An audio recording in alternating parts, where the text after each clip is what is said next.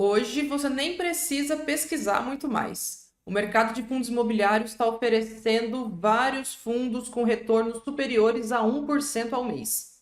E se você olhar no detalhe, a renda até vem subindo na maioria dos fundos imobiliários, mas esse 1% ao mês está sendo conseguido principalmente devido à queda no valor das cotações. Hoje, em meados do mês de dezembro, quando eu gravo esse vídeo, é possível encontrar títulos do Tesouro IPCA pagando cupons de 7,5% ao ano. E agora, com esses retornos que os títulos públicos estão oferecendo, com a queda de cotação dos fundos imobiliários, o que o investidor deve fazer? O que a gente vai comprar na nossa carteira 200? A gente fez uma alteração, inclusive. Então vem comigo nesse vídeo que eu vou explicar tudo para você. Eu falei que nem é preciso pesquisar muito mais, que a gente já vê retornos superiores a 1% ao mês na maioria dos fundos imobiliários. Mas nem todos esses fundos imobiliários servem para você ou para sua carteira. Hoje, por exemplo, tem fundo de tijolo pagando 1% ao mês e também tem fundo de papel pagando 1,2%, 1,3% ao mês. É um retorno bastante expressivo. Como vocês já sabem, esse gráfico aqui mostra justamente o cupom do Tesouro IPCA+, ou seja, aquele retorno real que o Tesouro está oferecendo para você financiar a dívida pública do país. Sendo um dos investimentos com o menor nível de risco que nós temos aqui no Brasil, é lógico que quando nós vamos tomar mais risco na renda variável, os investidores vão exigir um prêmio para isso. Ou seja, eles vão querer ser mais bem remunerados do que essas taxas elevadas que o Tesouro está pagando. Ao longo dos últimos 3, 4 meses, a gente viu uma correção importante no valor de mercado dos fundos de tijolo. São aqueles fundos que investem em escritórios, galpões logísticos, shopping centers, lojas de rua. Esses fundos viram uma desvalorização expressiva no seu valor de mercado, o que fez com que o dividend yield aumentasse. Mas não só isso, os bons fundos também apresentaram aumento no seu lucro líquido. O que isso significa? Significa que as operações seguem o caminho programado e as correções vêm sendo feitas, sejam o repasse da inflação ou de algum outro índice de correção de preços no valor dos aluguéis, seja um aluguel complementar pago principalmente em lojas de rua e shopping centers devido ao volume maior de vendas, seja o aumento da ocupação, o aumento do preço pedido em lajes corporativas e galpões logísticos. Ou seja, as operações seguem o seu ritmo normal. Os imóveis seguem sendo ocupados, os inquilinos seguem pagando as suas obrigações. Então, alguns fundos, inclusive da nossa carteira recomendada, aumentaram o valor distribuído por cota. Ao mesmo tempo, o valor da cotação caiu, o valor de mercado, o valor de tela desse fundo imobiliário caiu. Com isso, essa relação, o chamado dividend yield, tem aumentado consistentemente. No entanto, nesse cenário com juros bastante elevados e com os fundos imobiliários, de certa forma, bastante comprimidos, pressionados, o investidor pode estar se perguntando o que ele deve fazer, qual alocação ele deve priorizar nesse momento. O que acontece, na verdade, é que o risco, sim, aumentou. Por mais que hoje essas operações estejam saudáveis e seguindo um fluxo normal, a expectativa do mercado é que haja uma maior incerteza em relação a se essas empresas continuarão tendo gás, tendo fôlego e tendo caixa para honrar seus compromissos, sejam eles suas dívidas, seja eles seus contratos de aluguel. Além disso, aumenta também a incerteza em relação à inflação, que está em patamares elevados e com expectativa de continuar subindo. Será que os fundos imobiliários vão conseguir repassar esse ajuste de preço nos contratos? Isso vai depender bastante de que setor e de que segmento da economia essa empresa atua, do quão relevante é aquele imóvel para a operação dessa companhia e como estará a saúde financeira dessa companhia lá na frente. No final das contas, quando as empresas conseguem registrar lucros crescentes, abre-se um maior espaço para uma negociação em favor do proprietário, em favor do fundo imobiliário, quando chegam os revisionais e os reajustes de aluguel. Por outro lado, se as empresas estão com seus balanços apertados, elas podem decidir por, quem sabe, devolver áreas ou fazer uma negociação que seja mais favorável para elas. E é por isso que o retorno exigido para se investir em ativos de risco tem aumentado. Hoje, por exemplo, se eu consigo um retorno de IPCA mais 7,5% com o risco soberano do país, eu vou querer receber mais, para investir em um fundo imobiliário. E a mesma coisa acontece com outros ativos de risco, como crédito privado e ações. Tanto é que nesse último mês agora, finalzinho de novembro e começo de dezembro, os fundos de papel, aqueles fundos que investem em renda fixa, sofreram quedas generalizadas.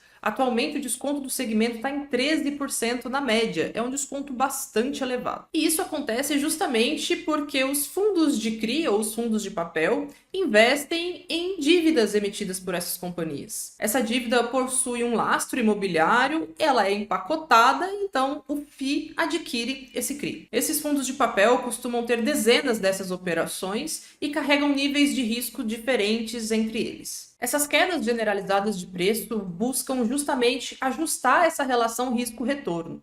Hoje é comum nós encontrarmos carteiras de fundos de papel, fundos de CRI, com retorno implícito de CDI mais 3, CDI mais 3,5, IPCA mais 9. São patamares elevados, mas veja, são superiores ao do Tesouro Direto. E esses retornos superiores, eles existem porque justamente o risco envolvido nessa operação é maior. O que você, investidor, então deve fazer? Você deve fugir desse risco e alocar tudo no tesouro? Ou você deve buscar a maior rentabilidade possível e comprar investimentos que carregam um risco maior? Bom, se você me acompanha aqui há algum tempo, você já sabe a minha resposta. Os títulos do Tesouro sendo emitidos com taxas na ordem de IPCA mais 7,5 são excelentes opções e vão te oferecer um bom carrego, ou seja, você vai conseguir levá-los pelos próximos 5 a 10 anos com uma taxa de retorno bastante interessante para você. Só que, por outro lado, você também não deveria ignorar as oportunidades que estão surgindo nos fundos imobiliários. E aqui eu vou falar especificamente neste vídeo dos fundos de papel. Quando a gente olha carteiras que carregam garantias reais nesses CRIs, dezenas de operações com devedores em segmentos diferentes da economia, operações pulverizadas,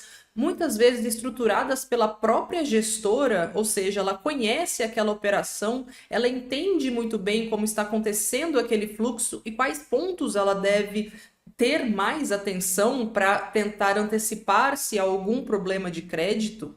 Esses títulos e esses fundos imobiliários que carregam esses títulos estão oferecendo retornos bastante atrativos e que raramente a gente encontra. Por isso eu acho que você não deve ignorar mesmo esses títulos do Tesouro pagando cupons na casa de 7, 7,5%, mas também não deve ignorar os fundos de papel, por exemplo, com desconto na ordem de 10% frente ao valor patrimonial. O interessante, o ideal aqui é que você tenha um objetivo de alocação, uma carteira ideal, um portfólio que você busque atingir as suas metas de alocação pré-estabelecidas. E aí, dentro dessas metas de alocação, você consegue escolher qual é o melhor momento para determinadas compras, para determinados aportes dentro da sua carteira. Na carteira 200 para crescer, nós fazemos justamente isso, só que com um universo menor de opções, porque nós estamos olhando apenas para os fundos imobiliários. Nesse gráfico aqui, você consegue ver a evolução dos proventos pagos por mês em quase 1 ano e meio que nós já temos aportes constantes nessa carteira. E você pode ver que a nossa renda passiva tem crescido mês a mês. Por outro lado, isso vem ao custo de uma volatilidade, ou seja, de uma oscilação no valor de mercado desse patrimônio. E quando a gente olha as opções que nós temos disponíveis hoje no mercado, o nosso objetivo é justamente alocar essa carteira de maneira que ela ofereça a melhor relação entre risco e retorno. Hoje, com essas quedas generalizadas em fundos de papel, nós estamos decidindo aumentar a participação da carteira 200 para crescer nos fundos de papel. Para isso, nós vamos vender completamente a nossa posição em ALZR e vamos comprar KNSC11. O KNSC é um fundo híbrido entre indexadores. Ele possui CRIs ali dentro da sua carteira, que são indexados tanto a IPCA quanto ao IPCI e é gerido pela Quineia. A gente classifica esse fundo, o KNSC11, aqui na EQI, como sendo um fundo de médio risco. Hoje a carteira do KNSC conta com mais de 40 operações diferentes e possui taxa de remuneração em torno de CDI mais 3,5% ao ano e IPCA mais 10% ao ano. Esse retorno, na nossa opinião aqui, está em linha com o risco que o fundo oferece e te dá aquele prêmio adicional frente aos títulos públicos, e quando nós comparamos as opções que nós temos disponíveis, nós entendemos que seja uma excelente hora de adquirir KNSC 11, que inclusive está com desconto de quase 10% frente ao valor patrimonial. O ALZR, ele tem sim seus méritos, nós gostamos bastante do fundo e carregamos o fundo em nossas recomendações aqui na EQI há bastante tempo. Por outro lado, quando a gente olha as perspectivas de crescimento, tanto de receita quanto redução de alavancagem, nós vemos que essas alterações acabam sendo importantes para que a carteira consiga entregar o melhor retorno diante deste cenário que a gente tem visto de taxa de juros mais elevadas e IPCA também mais elevado. E aí a pergunta, será que os FIIs vão recuperar, Carol? A gente está fazendo esse aporte, nós estamos fazendo aportes constantes, tanto na carteira 200 quanto na nossa carteira tradicional também.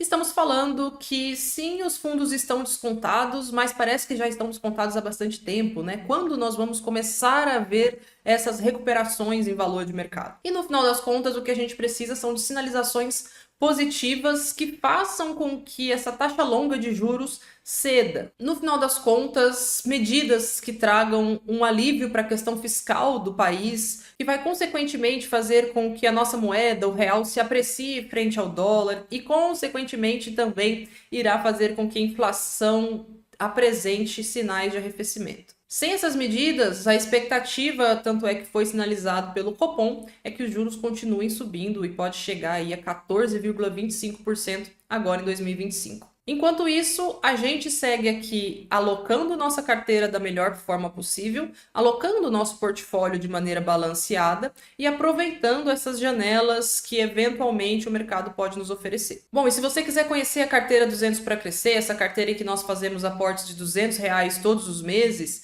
eu te convido a acessar o relatório que vai estar na descrição aqui desse vídeo. Ele é 100% gratuito, você tem acesso completo a todo o nosso conteúdo aqui da EQI Research. Um ótimo final de ano para você e até a próxima!